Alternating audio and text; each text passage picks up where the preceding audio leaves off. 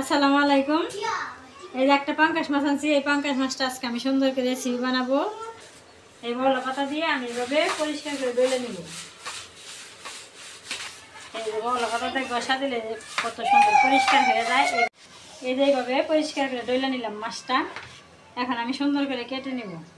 বন্ধুরা, এই যে আমি পাঙ্কাশ মাছটা কেটে নিলাম। এতগুলো মাছ হয়েছে, আমার সবগুলো মাছ লাগবো না। আমার যতটুকু মাছ লাগবে আমি ততটুকু মাছ নিয়ে নিব। এখন আমি এখান থেকে কিছু মাছ নিয়ে নেই। এই যে বন্ধুরা, আমি পাঙ্কাশ মাছটা ধুইলে সুন্দর করে কেটে ধুয়ে নিছি। এখন আমি রান্না করব। আর আমি যেভাবে রান্না করব এইভাবে রান্না করলে অনেক ভালো লাগবে।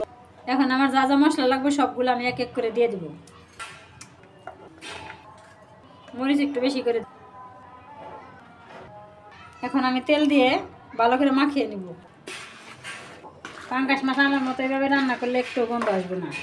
অনেকে গন্ধের কারণে পাঙ্কাশ মাছ খায় না। বন্ধুরা, তোমরা তো সবাই দেখেছো আমি বড় পাতা দিয়ে কত সুন্দর করে পাঙ্কাশ মাছটা ডলছি, ডলে পরিষ্কার করে নিছি। এই যে এইভাবে আমি কড়া করে মশলা দিয়ে মাখিয়ে নিলাম। এখন আমি রান্নায় চলে যাই। বাইরে মাহফিল হইতেছে, এই জন্য শব্দ হইতেছে। আমি যে একটু বাগার উঠাবো, তার জন্য অল্প একটু তেল দিয়ে দিলাম। এখন আমি একটু পেঁয়াজ দিয়ে দিলাম। এখন আমি জিরে দিয়ে দিব। এখন আমি বাগারটা তুলে নিব। এখন আমি আর একটু তেল দিয়ে দিলাম। এখন আমি মাছটা দিয়ে দিলাম।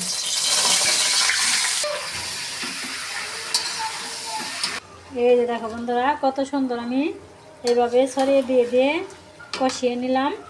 এখন আমি পানি দিয়ে দেব। এই যে বন্ধুরা, জিরে আর পেঁয়াজ আমি তেলের মধ্যে সুন্দর করে ভাজা বাগার উঠিয়ে নিছি। আমি এখন এটা বেটে নেব। মাছটা যে মাখাইছিলাম, যে মশলা পানিটা, সেই পানিটা দিয়ে দিলাম। এই দেখো বন্ধুরা, আমার পাঙ্কাশ মাছের তরকারি হয়ে গেল। এখন আমি বাগার বাটাটা দিয়ে নামিয়ে নেব। এই যে আমি বাগারটা সুন্দর করে বেটে নিছি। এখন তরকারিতে দিয়ে দেব একটু।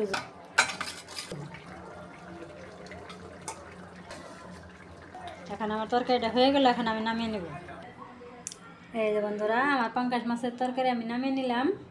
আমি বারবার এক কথাই বলবো, আমার মতো এইভাবে রান্না করলে একটু গন্ধ আসবে না, অনেক মজা লাগবে। তাহলে আমার ভিডিওটা কেমন লাগলো অবশ্যই কমেন্ট করবে। আজকের মতো এখানেই শেষ করলাম। সবাই ভালো থাকবে, সুস্থ থাকবে। আল্লাহ হাফিজ।